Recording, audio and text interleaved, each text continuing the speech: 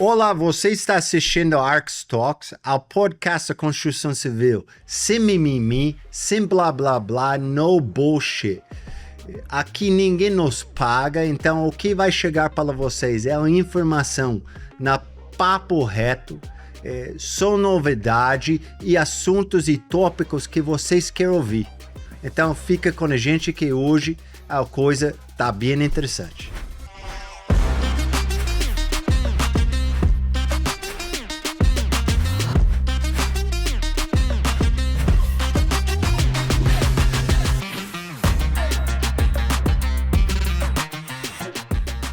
Na Arcs Talks hoje estamos aqui com Rangel Lage.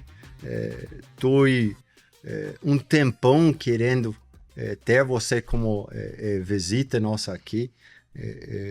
Então, Rangel, vamos começar. Fala um pouco sobre você, sua carreira, o que você faz. Para pessoas que não te conhecem, que em nosso ramo de construção civil acha que deve ser muito poucos. Quem é Rangel Lage? Legal, André. Primeiro, obrigado pelo convite, obrigado pelo time Arcs pelo convite. Um espaço legal para a gente bater papo sobre construção civil como um todo, como você diz, sem mimimi, sem blá blá blá, do jeito que tem que ser. Bom, eu sou mineiro, nasci em Minas Gerais, eu tenho hoje 39 anos, sou engenheiro civil, formado pela PUC em 2010, fiz mestrado e especialização na Unicamp em engenharia de estruturas. E trabalho com projetos estruturais desde quando eu ainda estava na faculdade, desde 2008. Na faculdade, entrei no escritório de cálculo em Campinas, escritório de cálculo que era especializado num sistema específico, que é alvenaria estrutural e concreto armado. Como funcionário no escritório? Como desenhista, inclusive. Como eu era desenhista. Cadista, que hoje em dia é mais raro a gente utilizar, mas eu entrei para desenhar, basicamente. E aí, assim que eu me formei, passei por coordenador de projeto e fui desenvolvendo nessa área de cálculo estrutural, sempre, desde essa época, focado exclusivamente em projetos de estruturas, principalmente residencial e edifícios, ou seja, casas e a maior parte edifícios. Em 2013, eu fiz a minha especialização. E ainda durante a especialização eu eu ainda era funcionário nesse escritório, comecei a ministrar algumas aulas como professor auxiliar ali na Unicamp, onde eu era aluno inclusive, e a partir daí eu ingressei nessa área também de educacional, né? Do ensino da engenharia, ensinava aquilo que eu estava no escritório, que eu estava aprendendo no escritório, fazendo no escritório. Em 2016 eu abri meu escritório próprio, que é a Soma Cálculo Estrutural, escritório focado nisso, que fica ali em Campinas, e hoje nós temos quase 50 colaboradores focados em projetos de estruturas. Então, basicamente, essa é a minha história. Legal.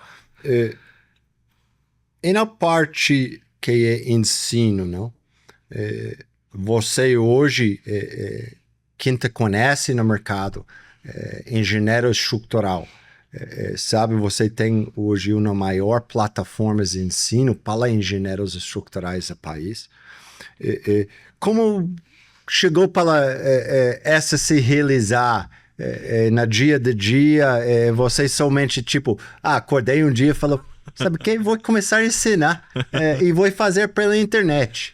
Não, na verdade, como eu te disse, eu comecei o ensino em 2013, nem tinha muito rede social, eu praticamente não utilizava, em sala de aula, então sempre presencial, primeiro na Unicamp, e a partir de você estar numa instituição respeitada como a Unicamp, começaram a surgir diversos convites de muitas universidades do Brasil afora, e eu viajando muito, né?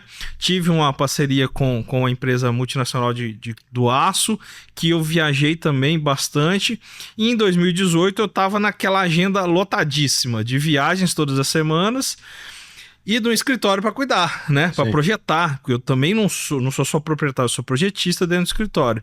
Sim. E aí os meus alunos do offline, da sala de aula, falaram, professor, por que você não cria um Instagram? Primeiro isso.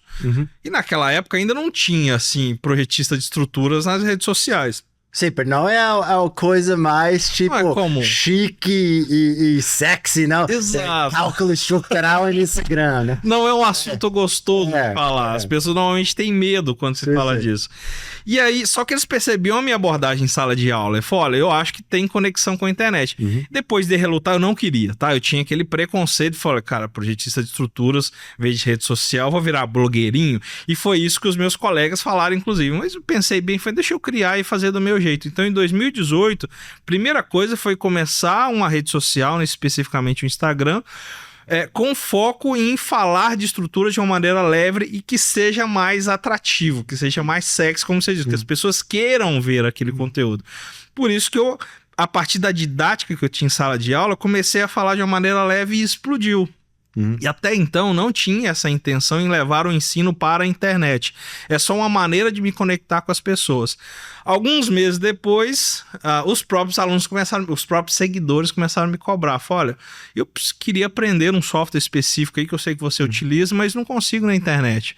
Você não indica algum pra gente? Fala, eu não conheço também, mas se eu fizer, vocês topam junto comigo? Então, em 2019, janeiro de 2019, foi a primeira vez que eu abri um curso online, a partir dessa demanda vindo dos próprios alunos e a partir dessa audiência que a gente foi nutrindo, falando disso todos os dias, falando com um pouco de humor, com seriedade, se abrir é um assunto sério, um pouquinho de curiosidade aqui e ali, porque no final das contas, Andrew, por mais que não seja o dia a dia todo mundo a estudar estruturas, todo mundo mora dentro de um local que foi construído, seja com projeto ou seja sem projeto, mas as pessoas estão submetidas a uma construção, estão morando dentro do local que teve a construção sendo feita. Então as pessoas se preocupam com isso também. E aí a gente foi crescendo, foi desenvolvendo um time de marketing, é importante salientar, meu time hoje, por exemplo, a head do time de marketing foi minha aluna na pós-graduação, que é a Raíssa. Legal. E ela já entendia do mercado e ela estava desenvolvendo a parte de marketing também voltada para o nosso mercado. Então já é um marketing pensado assim. Então a partir daí explodiu, juntando duas coisas na minha visão, tá? O que fez isso dar certo? Primeira coisa, seriedade. A gente faz isso com seriedade, a gente entende a seriedade disso. Segundo, constância. Desde 2018, fazendo isso. Pegar meu Instagram todo dia, 2, 3 postagens, todos os dias, constância mesmo. E no começo não era bom, não era. Eu olho para trás e pego alguns vídeos, não eram bons. Mas você não tem que esperar estar bom para começar, é fazendo que vai ficando bom. E estratégias corretas, né? Ou seja, como abordar isso de maneira correta. Tem que encarar como negócio, né? As pessoas acham que é porque está na rede social que é simples, não é. Tem um negócio. E didática, que eu acho que no meu caso, eu reconheço que a forma como eu falo é o que as pessoas mais elogiam. Rangel, você entende o que está falando e fala de uma maneira que a gente também compreende. Aí está uma confusão, às vezes, de profissionais na área da engenharia civil. Às vezes ele quer ensinar e usando palavras muito difíceis, usando aqueles exemplos muito complicados para mostrar que ele é bom. Cara, mas não é isso. O que importa é quanto que eu consigo, como professor, fazer com que quem está me ouvindo fique tão bom quanto ou melhor do que eu sou tecnicamente. Ou seja, quanto eu consigo transmitir aquilo que eu quero falar de maneira clara, simples, sem desprezar a complexidade disso. Então foi a partir daí. E é interessante, não? Por no ramo da construção civil, e especialmente aqui no Brasil, a implementação e o uso da mídia social vem em uma velocidade muito rápido, impulsionando mesmo a carreiras das pessoas e nossa categoria na construção civil. Em engenharia estrutural, você vê, você vê em sua opinião, especialmente acha que a última 2 anos e meio, 3 anos, que tive realmente um pique depois da pandemia, que todo mundo estava sem mais nada a fazer, que ficava em mídia social, não? Como você vê esse impacto em que você especializa em engenharia estrutural? O impacto das redes sociais nesse mercado. Então, algumas coisas. Primeira coisa é que isso tornou o acesso mais fácil às informações. Antigamente, para você ter acesso, por exemplo, um projetista de estruturas, para ele começar, quase que a única forma dele ingressar era ele estagiando no escritório de cálculo. O problema é que não tem estágio para todo mundo. Então, o acesso à informação para quem deseja foi mais fácil. O que é uma faca de dois gumes, porque o acesso à informação estando fácil, quem tem realmente interesse consegue acessar esse conteúdo, e quem não tem tanto assim pensa assim, ó, tá fácil demais, eu acesso quando eu quiser. O acesso à informação melhorou bastante, mas o mercado em geral acaba se movimentando a partir desse acesso, porque as pessoas também podem falar. Agora, qualquer um pode criar uma rede social, pode falar o que ele deseja, a opinião dele sobre aquilo, e muitas pessoas vão ouvir. Ou seja, não dá para tampar com a peneira algumas coisas que antes daria para, se aspas, manipular no mercado por um fornecedor ou outro, porque as pessoas estão dizendo, e aquilo ganha uma proporção gigantesca. A gente viu casos recentes na política, por exemplo, de sendo alterado algumas políticas em função do que as redes sociais estão falando. No mercado de construção também isso pode acontecer. O problema é que o nosso mercado é mais lento. O mercado da construção civil, as alterações são mais lentas, mas eu percebo, por exemplo, vou dar um exemplo do que a gente pode mudar. A gente percebe no Brasil todo as alterações em mão de obra. Falta de mão de obra. É um problema que todo mundo comenta. Mão de obra qualificada. Mão de obra qualificada para executar determinados sistemas, por exemplo. A partir disso está latente. Isso não é igual no Brasil todo, mas é um problema que existe no Brasil todo. Algumas regiões mais intensas, outras menos. Assim como sistemas estruturais no Brasil todo não são iguais, são diferentes. E a partir do acesso a esse tipo de informação, o próprio projetista de estruturas ou as universidades, quem está lá, que isso começa com o estudo em universidades, isso é muito importante citar, né? As pesquisas científicas sendo feitas fomentam o que eu estou projetando lá depois. Eu não sou louco de projetar algo porque surgiu na minha cabeça e ninguém antes testou isso e verificou. A gente vai falar disso já. Mas isso faz com que o mercado se movimente. E aí a interação de consumo muda. O consumidor final, por exemplo, tem alguns sistemas que o proprietário que quer fazer uma casa, ele é leigo, viu o sistema, se interessou, foi, poxa, eu quero fazer assim. Automaticamente isso pressiona o projetista de estruturas. Fala, se o cliente deseja, deixa eu conhecer isso aqui pelo menos, para eu não falar bobagem. E também para não perder espaço no mercado. Para não perder espaço no mercado. Porque quando eu falo falar bobagem, é, por exemplo, assim, apareceu um sistema novo. O cara não conhece. O que é o certo ele falar? Pô, não conheço e vou conhecer. O que normalmente se faz? Fala mal. Eu ia em cima disso. Vou dar minha experiência para você aqui em Brasil. Inovação. Eu sempre falo com pessoas, eu separo muito bem claramente, que tem inovação eventueiro e inovação séria. Então, inovação... Aqui a gente vai falar sobre inovação séria, trazido para empresas sérias, com responsabilidade, etc. Então, muitas vezes, é minha experiência, com acesso de mídia social, cliente final que está buscando construir moradia, chegou uma informação, pesquisando, não, eu quero viver melhor que eu vivo hoje, etc. Então, chegou uma informação, identifiquei algumas possíveis inovações. Aí, ele tem arquiteto ou engenheiro, já contratado, e ele vai para esse engenheiro ou arquiteto.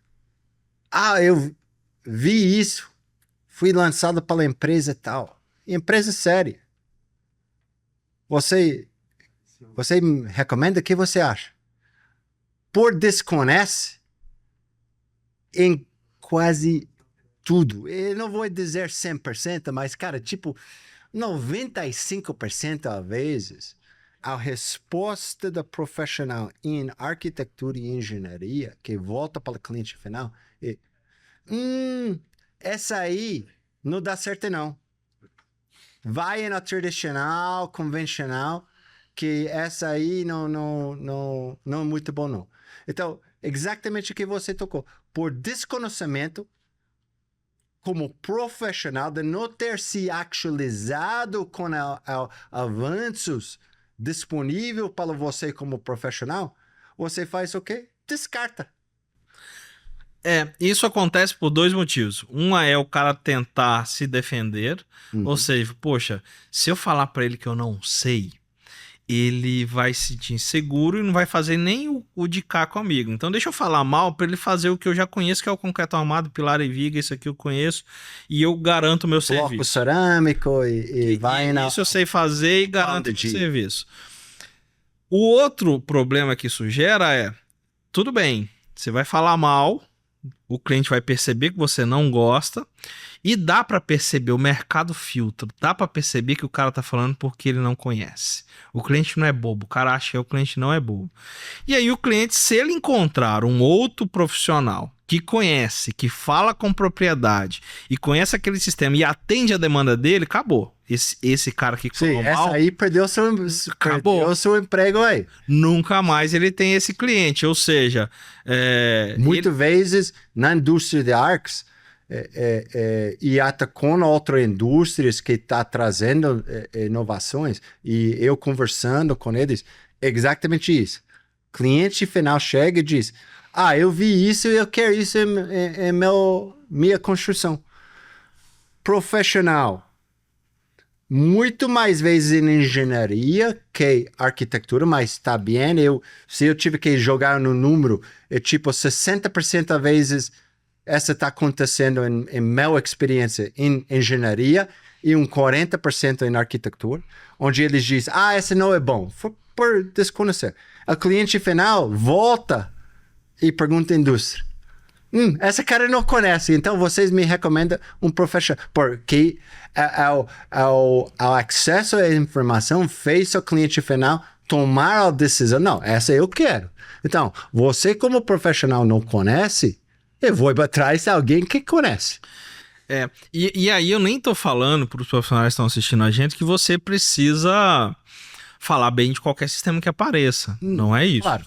É que você precisa conhecer com clareza, com informações e com fontes confiáveis, quais são as vantagens e desvantagens do sistema. Como qualquer sistema, eu tenho limitações, nem gosto de chamar de desvantagem, mas de limitações e vantagens a se colher. E aí, equalizar isso para o cliente com clareza. Fora, seguinte, é um sistema que é seguro, é um sistema que não é barato, é um sistema que, enfim, trazer isso na mesa com clareza para os clientes com dados confiáveis, para que o cliente possa decidir o que é interessante para ele ou não. O que é inegociável um projetista de estrutura? Segurança. Isso é inegociável. O sistema não é seguro. Você foi lá, calculou e percebeu que aquele sistema que te apresentaram, um X, não estou falando da Arcs, obviamente, qualquer outro sistema, não tem norma, por exemplo. Então, me recuso a projetar fora esse sistema, não vou falar mal dele, mas não tem norma, não tem uma forma de dimensionar com segurança para sua família morar e, portanto, eu não quero projetar, ou prefiro não projetar. Tá tudo bem, desde que sejam informações dadas de maneira clara.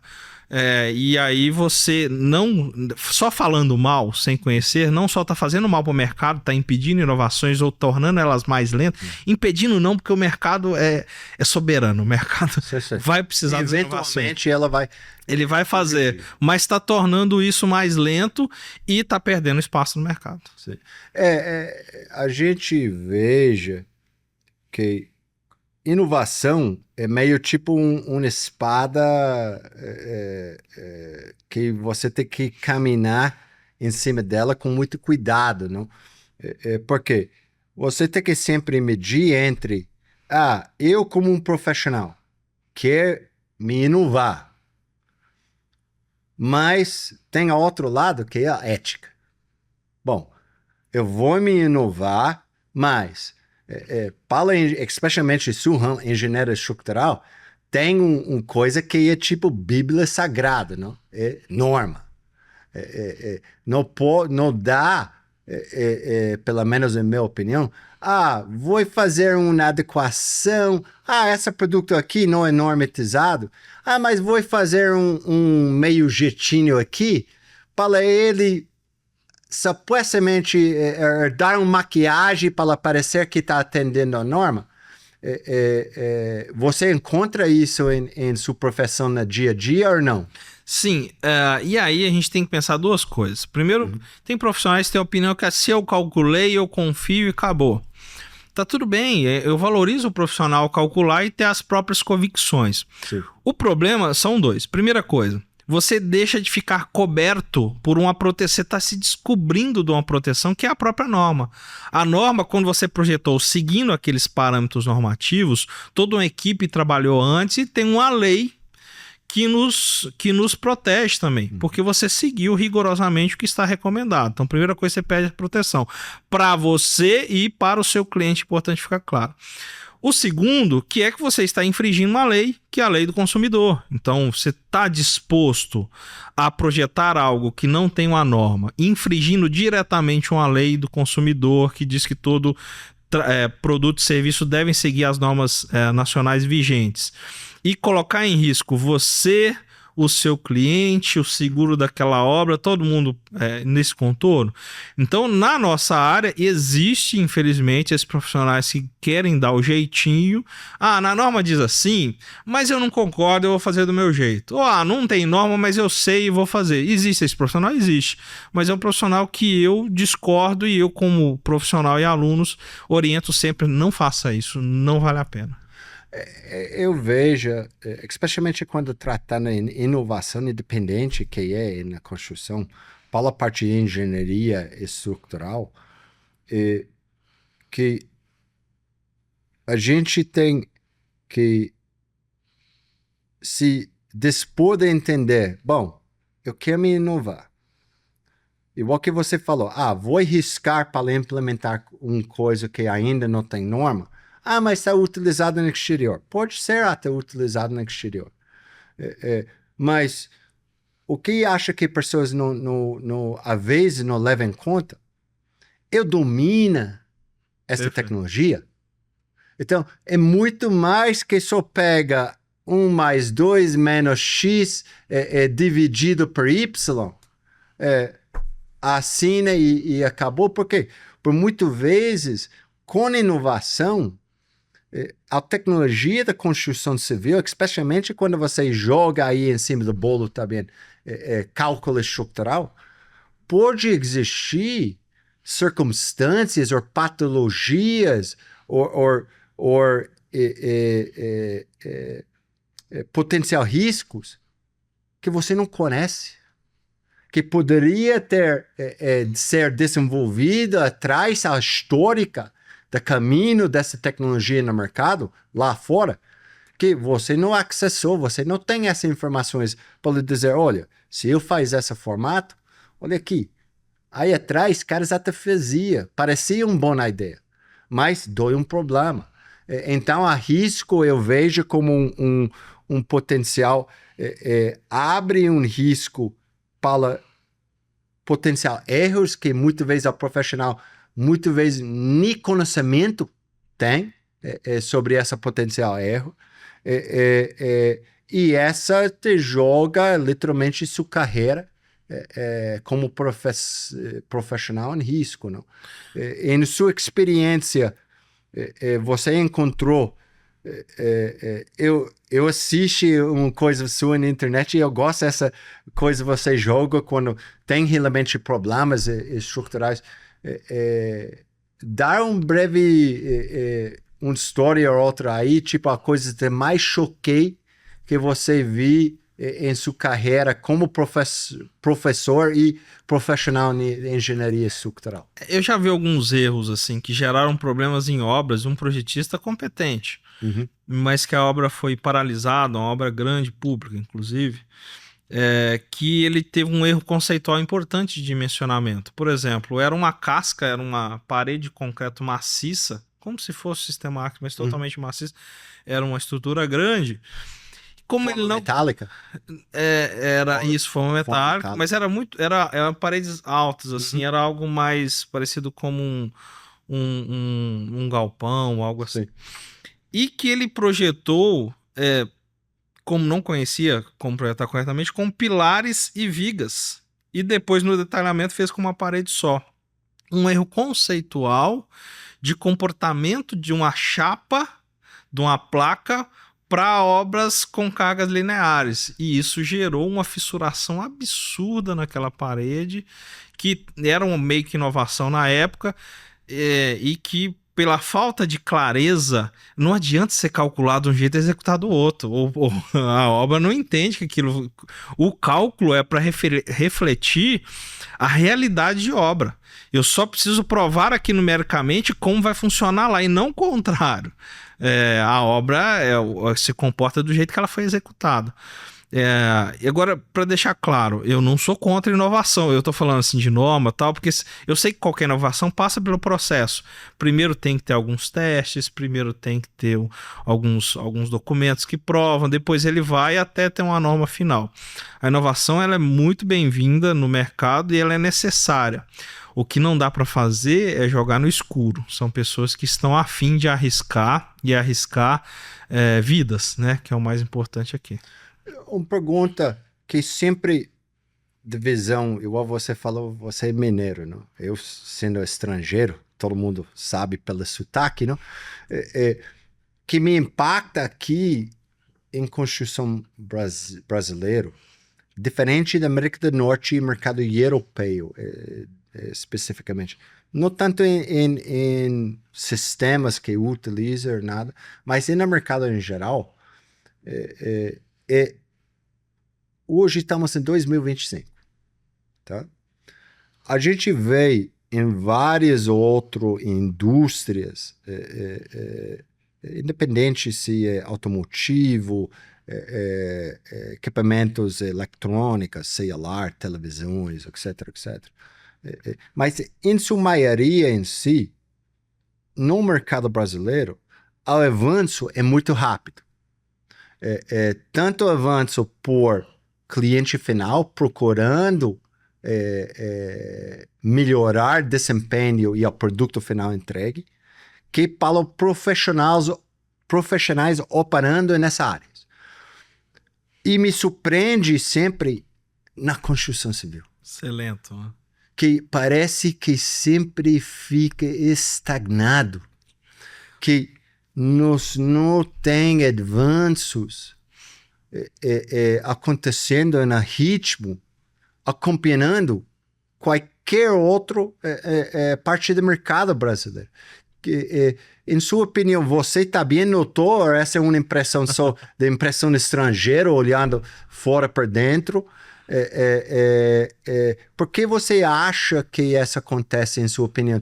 Tanto ao lado cliente final, como profissional de engenharia e também como professor. Eu gostaria de entender em sua visão disso. Tá, vamos lá. Algumas coisas que eu acho que fazem diferença nisso. Primeiro, você está corretíssimo. Se a gente citar, por exemplo, o sistema como alvenaria estrutural, só para citar um, que tem norma nacional desde a década de 80. E hoje, desde 1989 tem norma brasileira de alvenaria estrutural e já é construído no Brasil desde a década de 60. Quando eu comecei a chegar no Brasil visitando profissionalmente, em 2009, 2010, por aí, a alvenaria estrutural era bombando, mas era falado como a maior inovação do país, que é a alvenaria estrutural, bloco de concreto. Então eu achei que era muito depois. Não. E teve construtores da década de 90 que já quebraram recentemente por problemas administrativos, mas que assim, estouraram no Brasil com o sistema. Eu só estou citando um exemplo de um sistema aqui, normatizado, com milhares e milhares de construção no Brasil, e hoje, em 2025, se você conversar com boa parte dos profissionais na construção civil que não conhecem o sistema, vão falar mal. É ruim. Gente, não é um sistema ruim. É um sistema que tem as suas limitações. Dependendo do que você deseja, tem outros sistemas melhores. Mas o cara não conhece. Por quê? Por exemplo, nas universidades, vamos falar já do ensino. Na universidade não se ensina alvenaria estrutural. Então ele já forma sem acesso à informação clareza. Se o profissional já não entende bem, o consumidor menos, porque o consumidor vê a casa pronta, ele não está muito preocupado com o sistema em si, ele quer um produto final mais barato e com bom desempenho. Mas o que está ensinando? Está ensinando matemática? Pois é. Só? Engenharia estrutural? Infelizmente, na área se a gente pegar Nada contra faculdades, mas é uma boa pergunta. Gente, quem está ensinando? Ó, se você perguntar hoje eu tô falando de universidade de renome, tá? Sim. Pode perguntar, por exemplo, um aluno da Unicamp, da USP, da UFSCar, que são excelentes universidades aqui mais próximas que eu conheço. O aluno formou, ele se sente pronto para o mercado para alguma área que ele estudou lá? Raramente vai dizer que sim. Na área de estruturas, nessa universidade especificamente, até tem um pouquinho mais de grade, de conhecimento, mas quase nada de prática. E é uma escolha que foi feita pelo MEC, junto com as universidades ali, que o aluno ele aprende na teoria muita coisa, um pouquinho de cada coisa, mas não está pronto. E por isso que a gente tem as pós-graduações, enfim, para que a gente possa especializar em algo. Mas pensa comigo, o desconhecimento em sistemas como a alvenaria estrutural acontece hoje, muitas décadas depois. Pensa no sistema que está entrando agora, uma resistência ainda maior. Mas nós estamos hoje num ambiente que a inovação ela é mais necessária. Não se entendia anteriormente que é necessário. A gente citou, por exemplo, um exemplo nos Estados Unidos, tem muito concreto armado, wood frame, mas principalmente wood frame, mas quando tem concreto armado e pré-fabricados, eu percebi lá, e conversando com alguns projetistas, que há muito excesso no dimensionamento. Sim. Muito concreto, mais aço até do que teria no dimensionamento aqui no Brasil, por exemplo, mas porque, poxa, é abundante o mercado, eu não preciso estar ali no limite. A inovação é a mesma coisa. Poxa, para que eu vou inovar se o que eu estou fazendo está funcionando bem e está me atendendo? Hoje, o tradicional não está atendendo. E aí o consumidor está buscando mais inovação. Mas ainda assim é curto. Por quê? Comparado a outros mercados como eletrônicos, por exemplo. Primeira coisa que eu penso é que a vida, o tempo de construção é muito maior. Então, pensando, por exemplo, uma pessoa em geral, uma pessoa comum, quando constrói um único imóvel para a vida toda. Muitas vezes ele compra pronto aquele imóvel, mas quando ele constrói um único. Então não dá tempo dele comprar, construir, aprender que aquilo não é bom, e aí querer um próximo, vou testar de novo, um celular hoje você compra, daqui a 2 meses e fala, olha, não curti não, chegou um novo aí, eu vou experimentar o novo. Então a vida de produto é maior. Até o ciclo é maior, né? Porque imagina se hoje eu resolvo construir. Poxa, eu vou procurar um profissional para comprar um terreno, vou pagar esse terreno, vou financiar, vou começar um projeto, aprovar em prefeitura, às vezes 6 meses, 1 ano, para começar a construir no ano que vem, mais 2 anos de obra, para depois ele perceber que ele fez bobagem, que a escolha dele foi ruim. Então, a primeira coisa que eu acho é isso, não dá tempo dele se arrepender. Segundo, que o mercado de construção ele é muito pulverizado, a gente tem um número muito grande de profissionais diferentes. Eu tenho empreiteiro, eu tenho eletricista, eu tenho um número gigante, a cadeia é muito pulverizada, né? E aí as pessoas acabam priorizando coisas na fase de projeto, entre aspas, que depois de pronto ela projetos sem detalhamento, eu sempre bati nisso. Ao nível de detalhamento em projetos tem que melhorar. Não pode em 2025 deixar 60% de decisões sendo tomadas na obra. Por um maestro de obra. Nada contra o maestro de obra. Tem umas que são excelentes. Tem outros que não têm conhecimento. Mas um maestro de obra não deveria estar tomando decisões sobre especificação de impermeabilizações, encontros de materiais, encontros de revestimentos, detalhamentos técnicos têm que ser especificados em projetos. É o que eu defendo nesse ponto de vista. Obra é para executar, projeto é para projetar. Obra não é para discutir mais projeto. E não é desvalorizando a experiência do mestre. Então, o que a gente faz para valorizar a experiência da equipe de obra, mas na fase certa, que não é na execução? Eu convido essa... Já sabe quem vai executar? Já tem um time de execução, ou você tem um gerente de obra, ou você tem o seu construtor que vai fazer? Agora, enquanto eu estou desenvolvendo o projeto, deixa eu trocar uma ideia com eles. Eu vou te dar opções, 3, o que você prefere, por quê? Então o projetista troca ideia com quem vai executar e valorizando a opinião dele, cá. E aí, quando o projeto vai para a obra, não se discute mais. O projeto chegou na obra, tem que executar exatamente o que está lá. Mas como você disse, às vezes força-se a obra a tomar decisões porque o projeto não está claro o suficiente ou porque o projeto falta informação. Aí a informação é dada lá, eu concordo totalmente contigo. E isso dificulta esse processo de inovação na minha visão. Mas hoje nunca foi... A inovação, ela contém riscos. Ou melhorias contém riscos. O risco que não se pode correr é o estrutural, sem dúvida nenhuma. Mas nunca foi tão arriscado não arriscar.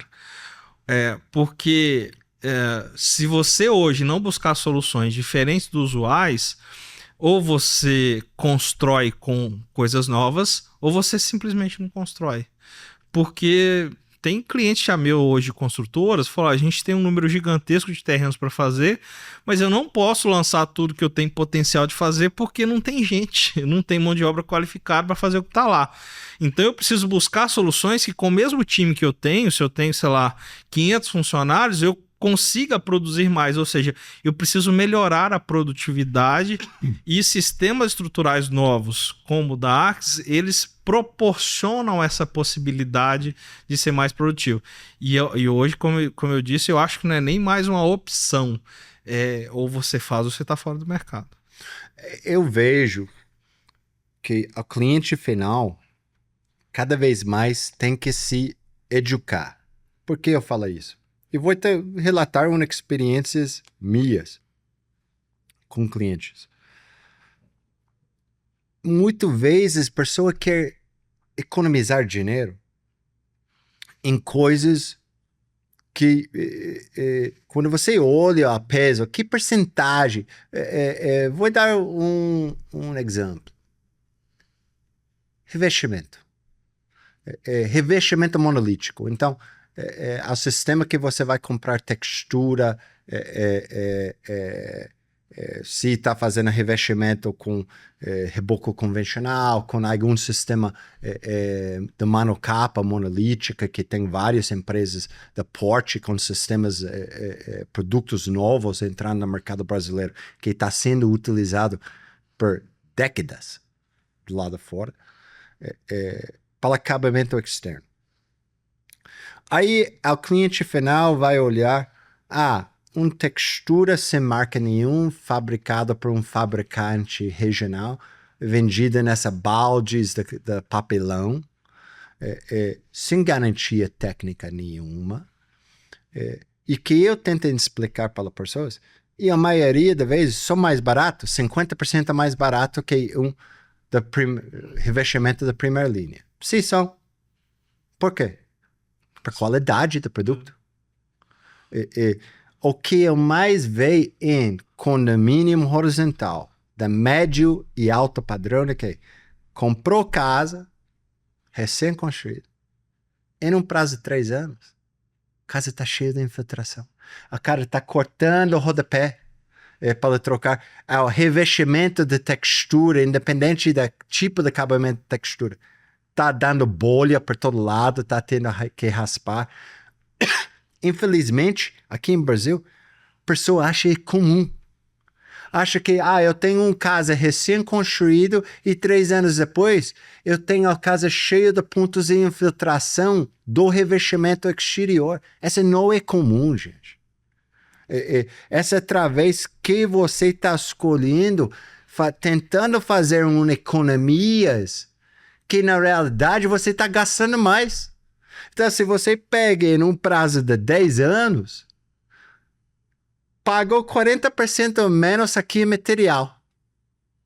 Mão de obra fica mesmo. Aplicar material de revestimento da primeira linha, impermeabilizar corretamente e aplica corretamente, a mão de obra vai ser mesmo entre coisa de baixíssima qualidade barato e material da primeira linha. Mas, e nessa prazo de 10 anos, se eu ter que arrancar tudo, refazer quantas vezes em 10 anos? Que pessoa, por costume de anterior, achei que essa era comum. Hoje em dia, estamos em 2025, essa não é comum. E tem tecnologias de alto desempenho em todo aspectos da construção civil que chegou ou está chegando para o Brasil, que torna-se essas patologias não são mais necessárias em construção. Não sei se você tive experiências disso. Mas eu acho, André, e eu concordo contigo, que tem dois problemas graves que geram isso. A primeira coisa falando para um cliente, como você explicou para mim, só se o cliente for muito burro por não querer investir numa textura um pouco melhor. Então entra num problema que eu acho que não, nosso cliente. Eu acho que muitas vezes é por desconhecimento. Acha que é tudo igual. E desconhecimento de quem? Desconhecimento de quem está orientando ele. Deixa eu pensar em obras, por enquanto, que tenha equipe qualificada de projetos de execução e que não foi claro o suficiente na comunicação com esse cliente para que ele pudesse fazer uma escolha melhor. E desconhecimento, o cliente não precisa ter conhecimento, mas você precisa ser didático o suficiente para explicar por que vale a pena investir um pouco mais e por que aquilo no custo global da obra é irrisório. Então não está sendo feito esse convencimento do cliente, e eu acho que não está sendo feito porque o profissional que está cá não está claro o suficiente para ele também. Sim. E aí ele acha, beleza. E o outro ponto um ponto ainda mais crítico no Brasil, é que mais de 80% das obras do Brasil sequer tem um profissional qualificado. Ou seja, são as obras irregulares, as obras sem engenheiro, sem arquiteto. Eu vi dado recente de autuação do CREA, por exemplo, que mais de 80% das autuações eram de exercício ilegal da profissão. Basicamente, obras sem profissional qualificado, sem um arquiteto ou sem um engenheiro acompanhando, no caso do CREA engenheiro. Então é um problema de desvalorização de um profissional que o oriente, e quando há essa valorização de um profissional que não esteja totalmente qualificado, e aí sim fica mais fácil o cliente tomar melhores decisões. E é engraçado como coisas meio ciclo, funciona um ciclo, não? Então, traz a volta para formação acadêmica, formação na prática profissional. Eu sempre falo que eu vejo um grande descompasso entre as duas. E que precisamos, no mercado, pessoas e empresas sérios para fazer essa ponte entre a formação acadêmica e formação profissional. E na prática profissional, não? Também sugiro com a internet e mídia social que os vendedores da histórias de fadas cantadas e tudo, você vai tornar-se não sei o quê, misturou meio tipo a autoajuda com só Deus sabe que, e antes essas coisas a cursinhos, não? Que virou a moda. Hoje todo mundo quer ser professor do cursinho, e tem cursinho para todo que imagina. Em minha opinião, eu defendo muito, eu não sou fã. Por quê? Não existe bons cursos no mercado. Existe bons cursos feitos por profissionais responsáveis. Mas, infelizmente, em sua maioria, é lixo. É lixo. É pessoa tentando ganhar dinheiro. Que me trouxe para esse assunto que essa diferença entre a formação acadêmica e a prática, e por uma dessas razões eu sempre fui admirado do seu trabalho, por os cursos que você oferece, são cursos sérios, que trata-se de tentar fechar esse espaço entre essa formação acadêmica e na prática. É isso mesmo que os cursos focam? Como fica isso? Assim, a gente tem um problema, na minha visão, grave na formação da graduação no Brasil, que é o seguinte: muitas universidades públicas, a maioria, exigem que os professores sejam dedicação exclusiva, professores pesquisadores, que é ótimo, a gente precisa de pesquisadores. Mas a gente não vai ter, na maioria das vezes, 0 professores projetistas, ou professores atuantes no mercado. Por quê? Porque no sistema de contratação ele já precisa ser dedicação exclusiva para ensino e pesquisa. Então, na maioria das vezes, eu tenho professores com doutorados, pós-doutorados, ensinando a projetar estruturas, mas que não projetam estruturas, que nunca projetou uma estrutura, que nunca foi no escritório de cálculo e trabalhou. São excelentes... Sem experiência na prática nenhuma. Exato, são excelentes pesquisadores, excelentes professores, mas com 0 vivência prática pela forma como as universidades contratam. Tem um outro descompasso que é o seguinte: o salário que se paga para professores em universidades particulares, por exemplo, são muito baixos. E bons projetistas de estruturas são bem remunerados. O cara está disposto a deixar de ganhar a grana dele fazendo projeto para estar em sala de aula ensinando? O que seriam, na minha visão, os professores assim essenciais, junto com pesquisa. Pesquisa são indispensáveis, mas tem que ter esse perfil ali no meio da graduação com essa visão prática de projeto. Ele não quer ir lá. Porque, poxa, estão me pagando um valor irrisório. E aí se forma sem essa visão prática, e foi aí que os meus cursos ganharam notoriedade, porque eu fecho esse ciclo. Ele teve uma boa formação teórica, mas se eu passar uma casa térrea para esse cara projetar hoje, ele é incapaz. Por que ele é incapaz? Porque ninguém nunca mostrou como que faz. Ninguém abriu e fez junto com ele. Cara inteligentíssimo, bem formado, mas, poxa, é igual te dar um livro de dirigir e falar, toma o carro aqui, vai lá. Opa, não, entra comigo aqui, vamos fazer junto. E aí a gente, nesse junto, e às vezes o que eu percebi, no começo foi assim, prática. Depois eu percebi que eles, mesmo o que deveria ser no minimamente ser feito, que é a formação teórica, não estava bem feita. Então eu dei uma complementada aqui também, vamos revisar a teoria, vamos... O cara chegava praticamente zerado, muitos, não todos, obviamente.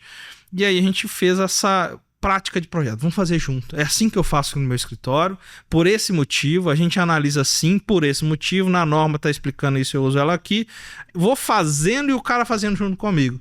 E essa visão trouxe com que a gente formasse hoje mais de 8 mil alunos com prática de projetos, e o mercado de projetos era um contrassenso no começo. Olha na minha cabeça, eu sou projetista de estruturas, tenho um projeto escritório de cálculo. Então, teoricamente, eu vou formar concorrentes. E tem muita gente que tem essa visão. Não vou contratar um estagiário. Essa é a maior visão que tem. Por que vou ensinar meu concorrente? Exato. Eu vou contratar um estagiário aqui, ele vai aprender, vai sair, vai virar meu concorrente. Muita gente ainda tem essa visão. Eu não tive essa visão, eu tive pelo contrário. Quanto mais eu ensino de qualidade, que as pessoas se superam, elas me respeitam mais, o mercado me respeita mais. Você torna-se a referência. Exato, vi a autoridade, falei, poxa, o cara sabe tanto a ponto de transferir aquilo que ele sabe para mim, e que isso transformou minha vida, que aquele cara começa a me recomendar, que as construtoras começam a me buscar como referência. Então, quanto mais você entrega, mais você recebe. Isso não tem como dar errado. Não, então, nesse assunto, a gente te dá parabéns em que ensino prática para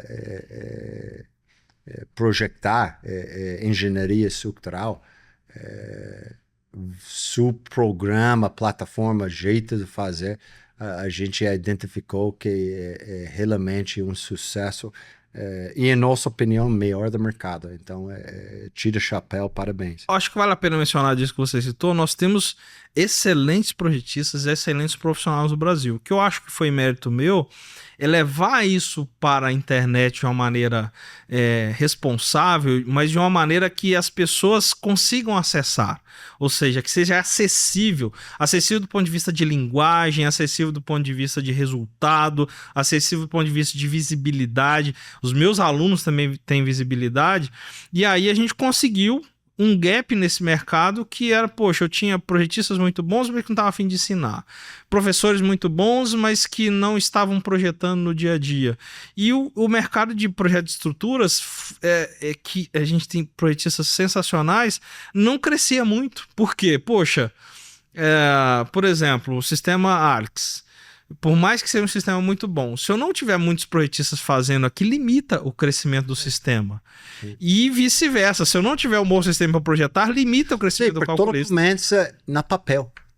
Então, se eu não tenho arquitetos e engenheiros que conhecem a tecnologia, conhecem os avanços de engenharia, quando um cliente final que não fez pesquisa foi lá para o escritório dele, eu quero uma casa. Ele vai projetar casa em feijão no arroz, bloco cerâmica, superestrutura, que não traz nenhum, hoje em dia, não traz vantagem ou benefício, desempenho, conforto, economia nenhuma para o cliente final.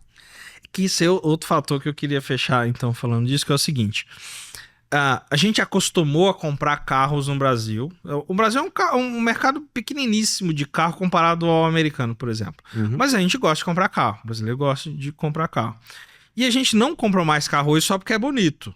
Inclusive, por exemplo, quando surgiram os primeiros chineses lá atrás, eram carros muito bonitos, mas o cara já olhava e falava, poxa, será que é bom? Gerava uma dúvida.